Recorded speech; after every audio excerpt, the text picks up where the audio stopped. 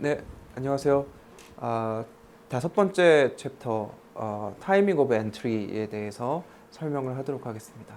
진입 시점을 잡는 건데요. 특정 기술을 개발을 할 때 좀 늦게 들어갈 것인가, 조금 더 일찍 들어갈 것인가라는 진입 시점을 어떻게 정할 것인가라는 게 기술 개발하는 사람들의 입장에서는 굉장히 중요한 거죠. 그래서 시장이 만들어져 있지 않은데 먼저 시장에 기술 개발에 참여를 하게 되면 로스가 굉장히 클 것이고, 너무 늦게 들어가도 기존의 경쟁자들이 먼저 자리를 차지하고 있으면은 자기의 자리를 포지셔닝 하기가 굉장히 어려울 수 있기 때문에 어느 시점에서 들어가야 될 것인가라는 감을 갖고 있는 게 기술 개발하는 입장에서는 굉장히 중요한 부분이라고 할 수가 있겠습니다. 그래서 그런 내용들을 챕터 5에서는 얘기를 한번 해보죠. 우선 기본적으로 우리는 뭐 퍼스트 무버가 되게 좋아 보이죠. 초기 진입자의 모습이 훨씬 뭐 파이오니어 같은 느낌이 들 수 있기 때문에 거기에 대한 그 장점이 굉장히 많이 있다라고 얘기할 수 있을 것 같아요.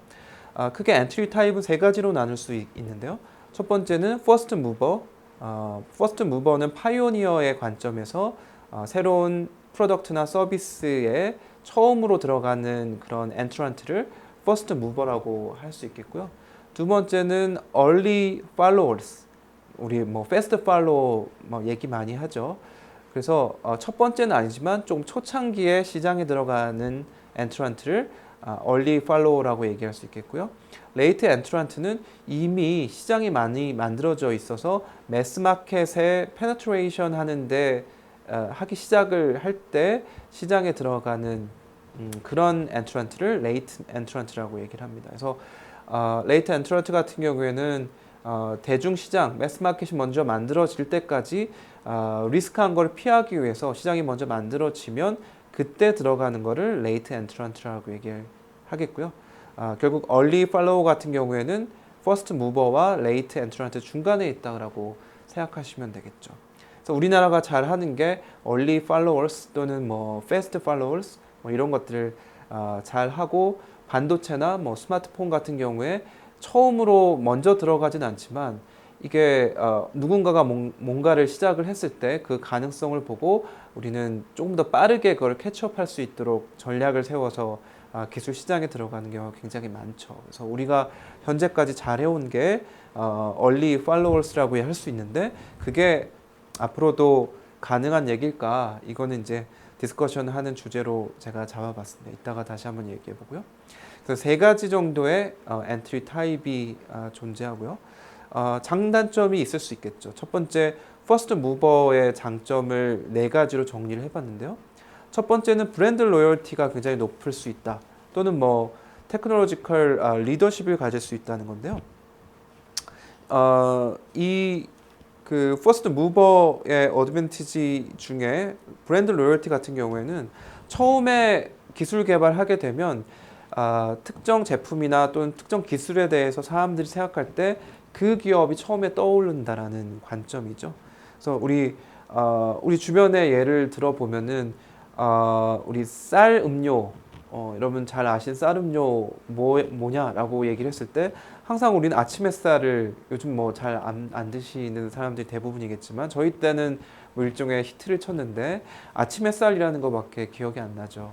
근데 그때 초창기에 퍼스트 무버로서 아침 햇살이 자리를 잡은 이후에 굉장히 비슷한 게 많이 나왔어요. 뭐 백이민족 뭐 이런 것들이 나왔는데 지금 현재 우리가 기억하는 거는 아침 햇살밖에 없는 거죠. 그리고 습기 제거제, 우리 물 먹는 하마만 기억하는데 뭐 물장군이, 물 먹는 코끼리니 뭐 이런 것들이 그 이후에 많이 나왔어요. 결국 브랜드 로열티라는 거는 퍼스트 무버만 시장에서 기억을 하게 될 때 브랜드 로열티가 굉장히 높아질 수 있다는 거고요.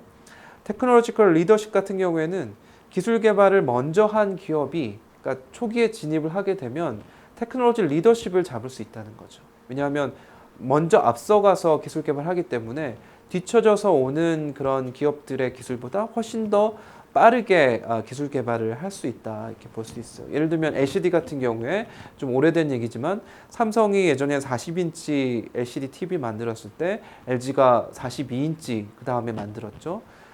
그 다음에 삼성이 가지고 나온 게 50인치 LCD TV를 가지고 나왔어요. 그러니까 기술적으로 한 발씩 한 발씩 앞서가기 때문에 시장에서 더 살아남을 수가 있는 거겠죠.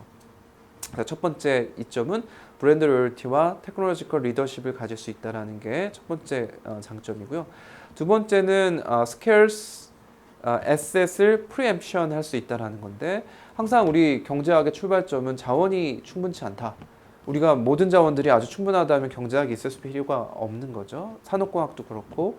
하지만 우리가 가지고 있는 에셋이라는 게 굉장히 제한되어 있기 때문에 그거를 선점하는 것이 굉장히 중요한 부분이라고 볼 수 있겠습니다. 그래서 스케일스 에셋에 대해서 프리엠션 한다는 것은 선점한다 또는 선매한다라는 것이기 때문에 먼저 퍼스트 무버가 있으면 스케일스한 에셋을 먼저 가져갈 수 있는 장점이 있을 수 있다는 거죠.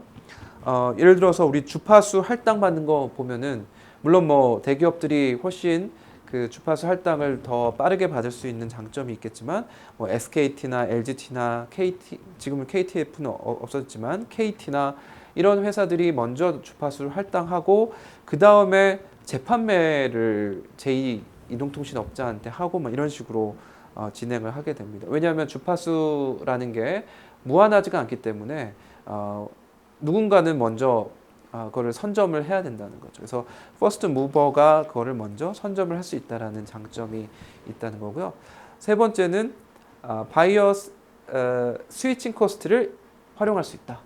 스위칭 코스트라는 거는 다른 쪽으로 넘어가는 데 있어서의 전환 비용을 얘기를 하는 건데 A라는 프로덕트나 서비스를 이용하고 있다가 B라는 거를 이용하려고 하면은 전환 비용이 굉장히 높다는 거죠.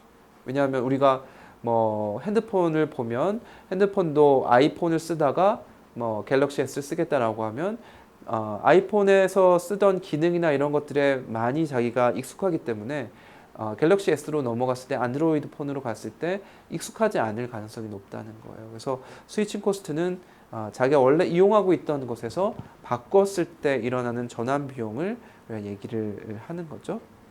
그래서 스위칭 코스트는 프로덕트 코스트 자체가 첫 번째라고 볼 수 있겠고요. 새로운 프로덕트를 사야 되기 때문에 프로덕트 코스트가 첫 번째고 두 번째는 러닝하는 데 걸리는 코스트, 러닝 코스트가 또 있다는 거예요.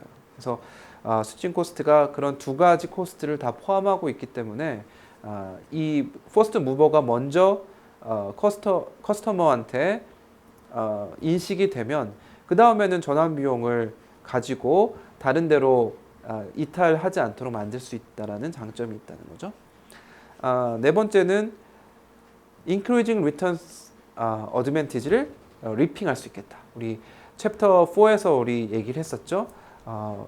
increasing return, 어�оп션에 대한 increasing return이 계속적으로 일어날 수 있기 때문에 선점을 하게 되면은 퍼스트 무버로서 처음에 인스톨 베이스를 만들게 되면 거기에서 이용하는 유저들이 그걸 베이스로 해서 계속 늘어날 수 있겠고 그걸 바탕으로 리턴이 늘어날 수 있기 때문에 그런 장점을 이용할 수 있을 겁니다. 그렇지만 어드밴티지 이후에 디스어드밴티지도 있을 텐데요.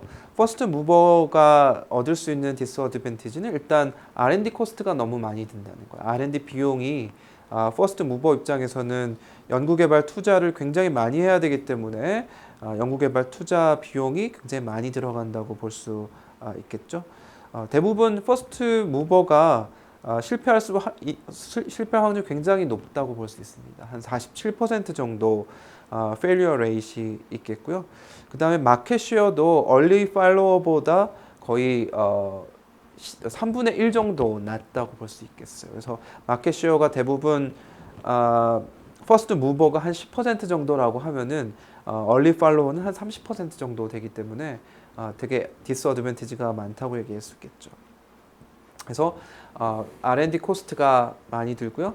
그 다음에 퍼스트 무버기 때문에 서플라이 그리고 디스트리뷰션 채널 이런 게 제대로 만들어져 있지 않아서 비즈니스를 하려고 하면은 자기가 자체적으로 그런 서플라이 디스트리뷰션 채널을 만들어야 되는 그런 문제가 발생한다는 거죠. 그래서 일례로 데카라는 그 회사에서 아이봇 휠체어를 만들려고 했을 때 전혀 새로운 개념의 휠체어를 만들려고 하는데 그거를 공급해 줄 수 있는 그 머티리얼을 가지고 있는 부품 업체가 존재하지가 않는 거예요. 그래서 우리 뭐 대량 생산하려면은 외부로부터 벤더한테 그런 부품을 받아서 제품을 생산해야 되는데 퍼스트 무버 같은 경우에는 그런 게 없기 때문에 자체적으로 생산을 해야 되는 문제가 발생을 하게 되는 거죠. 그 다음에 이네이블링 테크놀로지나 또는 컴플리멘트가 아직 머처하지 않기 때문에 문제가 될 수 있겠고요. 그 다음에 커스터머 리퀘어먼트도 굉장히 확실하지 않은 상황에 들어가게 된다. 그래서 코닥 같은 경우에는 8mm 비디오 카메라 시장에 80년대, 1980년대 시장에 먼저 그 시기에 먼저 시장에 들어갔었는데 결국 뭐 실패를 했었죠. 왜냐하면 뭐 이 8mm 비디오 카메라 시장이 그때는 별로 보급되지 않았고 사람들의 입장에서는 비디오를 꼭 찍어야 돼 뭐 이런 생각이 있었기 때문에 기술력이 있었음에도 불구하고 달성을 못했었는데 그 이후에 다른 그 회사들이 90년대에 접어들게 되면서 커스터머들의 리퀘어먼트가 명확해지면서 소니 같은 회사들이 이 비디오 시장, 8mm 비디오 시장에 팔로우로서 성공하게 되는 거라고 볼 수 있겠어요. 그래서 커스터머의 리퀘어먼트가 초창기에 되게 uncertainty를 가지고 있기 때문에 그때 들어가는 게 실패 확률이 굉장히 높아질 수 있겠다. 그래서 퍼스트 무버가 이길 거냐, 팔로워가 이길 거냐라고 하면 뭐 어떤 거는 퍼스트 무버가 이기고 어떤 건 팔로워가 이기지만 대부분이 팔로워가 조금 더 실패 확률이 낮다. 그리고 도면티 디자인이 되기가 쉽다라고 얘기할 수 있겠죠. 우리 아까 얘기한 8mm 비디오 카메라 같은 경우에는 소니가 팔로워로서 자리를 잡은 거고요. 우리가 잘 아는 우리의 그 나라의 기업 삼성은 마이크로웨이브 시장에서 전자레인지 시장에서 팔로우로서 성공을 하게 됐고요. 웹브라우저 같은 경우에는 모제이크이라는 퍼스트 무버가 있었는데 넷스케이프와 마이크로소프트 익스플로러가 팔로우로서 위너가 됐고 그 이후에 또 넷스케이프는 사라지면서 마이크로소프트하고 요즘은 뭐 구글 크롬 이런 식으로 팔로워들이 자리를 잡게 되고 있죠. 그래서 퍼스트 무버가 이길 때도 있고 팔로워가 이길 때도 있는데 장단점이 다 있다는 거죠. 그래서 그럼 언제 누가 어떻게 이길 것이냐라는 거를 중요하게 우리가 봐야 되는데 그것의 팩터를 크게 9가지로 나눠서 얘기를 해볼 거예요. 크게는 우리 2가지로 그룹핑을 지을 수 있을 것 같은데 엔트리하는 옵티멀 타이밍에 영향을 주는 팩터로 첫 번째는 마켓 관련된 팩터가 있을 수 있겠죠. 그래서 이 시장이 일찍 들어가는 게 좋은 시장이냐 그렇지 않은 시장이냐라는 거를 분석을 해봐야 되는 게 첫 번째고 두 번째는 기업 입장에서 기업 팩터가 있을 거예요. Firm Specific Factor 그리고 첫 번째는 Market Related Factor 이 2가지로 크게 그룹을 지을 수 있겠고 그 밑에 9가지들이 분배돼서 들어가게 될 수 있겠죠. 한번 여러분들이 제가 9가지 설명하게 되면 각각의 팩터들이 마켓에 들어가는 건지 아니면 펌에 들어가는 특징들인지 팩터들인지 이런 걸 한번 나눠 보셨으면 좋겠어요. 자, 그래서 크게 마켓에 관련된 팩터와 또 펌에 대한 팩터로 나눠질 수 있다 이렇게 설명을 드렸고요. 9개에 대해서 간략하게 한번 설명을 드리죠. 일단 첫 번째는 커스터머의 프레퍼런스가 확실한 상황이냐 이건 마켓에 대한 거겠죠. 그래서 이 기술에 관련된 커스터머들의 선호도가 지금 확실하게 정의가 되어 있는가라는 거를 물어봤을 때 그렇다라고 하면은 빨리 들어가면 되겠죠. 여기 써 있는 대로 커스터머의 니즈가 잘 이해가 되고 있다면은 이거는 일찍 들어가는 게 되게 중요한 가능한 그런 거라고 얘기를 할 수 있을 것 같아요. 우리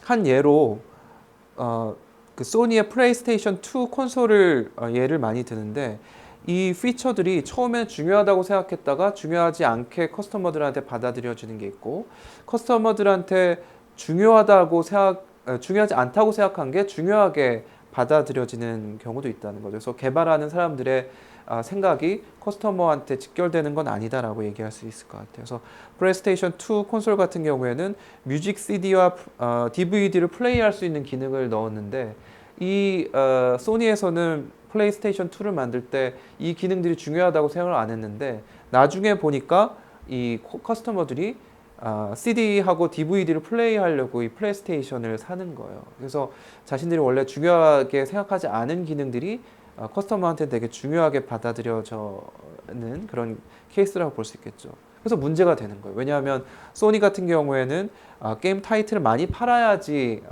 그 세일즈를 가지고 프로핏을 낼 수가 있는데 결국 사람들이 DVD하고 CD를 플레이하는 용도로 쓰게 되니까 이게 제대로 전략이 수립이 안 된 거죠. 그래서 커스터머의 프레퍼런스를 정확하게 이해를 못한 그런 상황이라고 볼 수 있겠죠. 그래서 지금 커스터머의 프레퍼런스가 확실하냐에 따라서 확실하다면 바로 들어가는 게 좋다라는 거고요. 두 번째는 임프루먼트가 얼마나 기존의 솔루션보다 많이 되고 있는가. 만약에 많이 되면 어떻겠어요? 만약에 우리가 지금 혁신을 했는데 그게 기존 솔루션보다 임프루먼트가 굉장히 많다라고 하면 빨리 들어가는 게 좋겠죠. 기다릴 이유가 없는 거죠. 그래서 previous generation보다 드라마틱한 임프루먼트를 제공하는 이노베이션이라면 빨리 커스터머의 액셉턴스를 얻을 수 있기 때문에 빠르게 엔트리하는 게 중요할 거다. 세 번째, 이네이블링 테크놀로지를 요구하는 혁신이라고 했을 때 충분히 이 이네이블링 테크놀로지가 성숙 단계에 와 있는가? 만약에 성숙 단계에 와 있지 않다라고 하면 실패할 가능성이 굉장히 높다는 거고 머추어한 상태다라고 하면 서포트하는 기술들의 수준이 높기 때문에 바로 들어가는 게 중요할 수 있다는 거죠. 그래서 혁신이 이네이블링 테크놀로지를 요구하는 기술 혁신이라고 하면 이 기술들의 머추리티가 엔트리 타이밍에 영향을 주게 되고 만약에 이네이블링 테크놀로지가 어느 정도 머추어하다라고 하면 빨리 들어가면 더 좋다라는 거고요. 네 번째는 컴플리멘터리 구스가 어벨러블 하냐, 충분히 어벨러블 하냐. 모든 이노베이션이 컴플리멘터리 구스를 요구하는 건 아니지만 어떤 거는 컴플리멘터리 굿이 굉장히 중요한 게 있다는 거예요. 그래서 비디오 콘솔 같은 경우에는 게임이 컴플리멘터리 굿이 되는 거죠. 그래서 우리가 비디오 콘솔을 개발하고 생산하는 업체라고 했을 때 거기에서 돌아갈 수 있는 게임 타이틀이 많으면 많을수록 좋은 거고 게임 타이틀이라는 거는 컴플리멘터리 굿이 되는 거예요. 비디오 콘솔의 컴플리멘터리 굿이 되는 거죠. 그래서 이 어베일러빌리티가 되게 높다라고 하면 커스터머의 액셉턴스가 굉장히 높아질 수 있다는 거고요. 다섯 번째는 좀 중요하게 봐야 될 텐데 컴패러티브 엔트리의 위협이 굉장히 높은가에 따라서 빨리 들어갈지 늦게 들어갈지가 결정이 된다. 그래서 만약에 엔트리 베리어가 높다면 진입 장벽이 높다면 여러분들 어떻게 하겠어요? 빨리 들어가는 게 좋을까요? 늦게 들어가는 게 좋을까요? 빨리 들어갈 수도 있고 늦게 들어갈 수도 있는데 이 책에서는 이런 논리예요. 엔트리 베리어가 높으면 경쟁자들도 일찍 들어갈 수 없기 때문에 우리가 확실히 혁신을 해서 충분한 시간을 갖고 늦게 들어가도 좋다라는 거죠. 그래서 엔트리 베리어가 되게 높다면 다른 사람들보다 인크리징 리턴을 먼저 만들기 위해서 러시할 필요가 없겠다. 그래서 천천히 들어갈 필요가 있겠다라는 거죠. 뭐 어떤 사람들은 그럴수록 더 빨리 들어가서 엔트리 베리어가 높을 때 먼저 선점하는 게 중요하지 않겠느냐라는 관점을 가질 수도 있겠지만 어쨌든 하이 엔트리 베리어는 엔트리하는 걸 조금 늦출 수 있도록 만들어주는 것이기 때문에 영향을 그런 방식으로 준다는 거죠. 만약에 increasing returns to adoption이 있다면 어떻게 하겠습니까? 빨리 어돔션을 빨리 들어가서 어돔션을 사람들한테 빨리 하게 함으로써 increasing return을 높일 수 있겠죠. 그래서 만약에 그렇다면 컴페티터들이 빨리 들어가게 allowing 하는 거는 되게 리스크하기 때문에 내가 빨리 들어가야 되겠다. 그래서 이 시장이 increasing resistance to adoption이 존재하는 시장이다라고 했을 때는 경쟁자들보다 내가 더 빨리 들어가야지 선점에서 자리를 잡고 있는 게 성공에 영향을 줄 거라는 거예요. 일곱 번째는 초창기 로스를 지탱할 수 있는 그런 능력이 있는가라는 거죠. 그래서 퍼스트 무버들은 대부분 R&D 코스트가 되게 많이 들어가기 때문에 이 코스트를 그러니까 결국 연구개발비를 투자를 해서 프로핏이 나온 데까지 시간이 많이 걸릴 텐데 그거를 견딜 만큼의 자금이 있는가, 초창기 로스를 견딜 만큼의 그런 내부적 리소스가 존재하고 있는가. 만약에 그렇다면 일찍 들어가도 좋겠다는 거죠. 그래서 기업이 빨리 들어가면 빨리 들어갈수록 더 많은 캐피탈 리소스가 필요하기 때문에 이것이 기업 입장에서 리소스를 많이 가지고 있는가를 판단해서 늦게 들어갈지 빨리 들어갈지를 결정해 준다는 거고요. 그 다음에 여덟 번째는 펌들이 마켓 액셉턴스를 엑셀러레이터 할 수 있는 리소스를 많이 가지고 있는가. 마켓 액셉턴스를 가속화할 수 있는 리소스를 많이 가지고 있으면은 뭐 당연히 빨리 들어가는 게 좋겠죠. 그래서 significant한 캐피탈 리소스를 많이 가지고 있으면은 어그레시브하게 마케팅하고 또 서플라이어나 또는 디스트리뷰터 이런 것들을 개발하고 그래서 얼리 어돔션 하는 레이트를 높일 수 있겠다라는 거고요. 마지막 아홉 번째, 포맷 레퓨테이션이 커스터머와 서플라이어, 디스트리뷰터의 언설턴티를 낮출 수 있을까? 만약에 되게 유명한 기업이라고 했을 때는 커스터머도 믿고 서플라이어나 또는 디스트리뷰터도 이 기업을 믿을 수 있겠다라는 확신을 줄 수 있기 때문에 더 빨리 들어가겠죠. 애플이나 삼성 이런 데서 신제품이나 신기술 개발한다라고 했을 때는 커스터머들이 의심하지 않고 제품을 받아들일 수 있기 때문에 그런 경우라면 빨리 들어가게 되는 게 더 장점이 될 수 있겠다. 그래서 리스펙티드를 많이 받는 펌들의 이노베이션은 훨씬 더 빠르게 커스터머들한테 혹은 뭐 서플라이어들한테 어둠션이 되기 때문에 좀 일찍 들어가는 것이 조금 더 가능하겠다 이렇게 얘기를 할 수 있겠습니다. 요거는 스킵을 하고요. 우리 케이스를 한번 얘기를 해볼까요? 챕터 5에서는 우리 진입 시점에 대해서 얘기를 하고 있습니다. 그래서 여기서는 PDA를 가지고 우리 얘기를 해볼게요. 요즘 뭐 PDA를 활용한 사람들 거의 없을 것 같긴 한데 이 PDA 사례를 보면서 우리 한번 레슨을 뭐 공부를 한번 해보죠. PDA 같은 경우에는 1960년도에 우리 스타트랙이라는 여러분 뭐 보신 적이 있나요? 이 영화에서 PDA 디자인 모컵을 개발을 했어요. 우리 모컵이라는 거 우리 수업 시간에 다시 얘기를 할게요. 그래서 PDA 디자인 모컵을 만들어서 페이퍼 없이 펜슬 없이 기록하는 이런 것들이 영화에서 처음에 나왔죠. 대부분이 우리 활용하고 있는 제품들이 다 영화에서 나온 것들이 많이 있으니까 그래서 처음에 60년대 그런 것들이 나오고 30년이 지나서 90년대에 펜 베이스드 컴퓨팅이라는 것들이 넥스트 제너레이션 컴퓨팅이라는 게 나왔어요. 그래서 펜을 가지고 컴퓨팅할 수 있도록 그렇게 초창기에 나오게 됐죠. 그래서 90년대 초에 포레스트 리서치라는 리서치 기관에서 예측하기를 93년도까지 대략 30만 명, 30개 정도의 프로덕트가 만들어질 거고 그로부터 3년 뒤 96년도에는 400만 개가 팔릴 것이다. 한 뭐 10배 정도, 3년 후에 10배 정도 이 펜 베이스드 컴퓨팅 PDA가 팔릴 것이다라고 이제 얘기를 했죠. 그래서 여러 엔트런트들이 들어갔어요. 이 뭐 리서치 기관에서도 얘기를 하고 하니까 애플, IBM, HP, 모토로라, 모네타 뭐 이런 등등 기업들이 PDA 시장에 처음에 들어가게 됐죠. 그래서 이 PDA가 가능하려면 이네이블링 테크놀로지가 필요한데 제일 중요한 건 핸드라이팅 레코그니션 소프트웨어가 필요해요.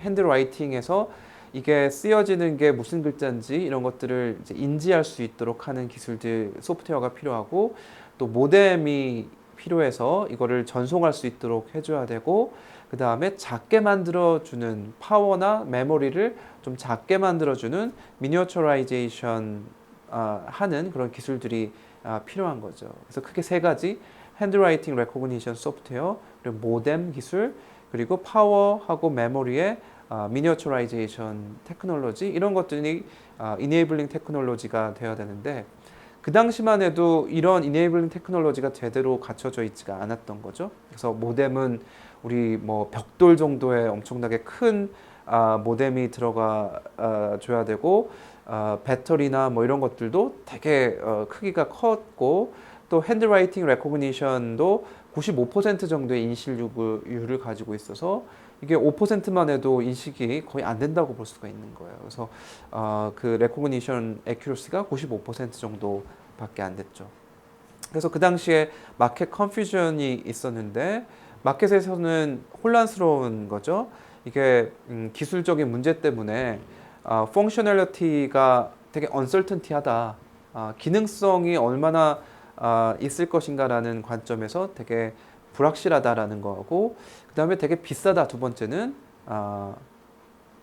되게 expensive하다라는 게 문제고, 세 번째는 compatibility하고 availability, 소프트웨어가 많이 깔려지지가 않은 거죠. 그래서 우리 아까 앞장에서 우리 얘기한 것처럼 complementary goods가 많이 있어야 되는데 PDA에 들어간 소프트웨어들이 compatibility하고 availability의 문제, complementary goods의 availability의 문제가 존재하게 됐고, 그다음 네 번째는 메이저 마켓 유저들이 unclear한 거예요. 그래서 이게 공장에서 쓰여져야 되는 되게 스페셜라이즈 되어 있는 디바이스로 가야 될 것인지, 공장에서 뭐 재고 체크하고 뭐 이런 걸로 가야 될지, 아니면 매스마켓의 컨슈머 디바이스로 가야 될 것인지, 그래서 일반 이용자들이 이용하게 할 건가, 아니면 공장에서 활용하게 될 것인가, 이런 것들에 대해서 굉장히 클리어하지가 않은 거였죠.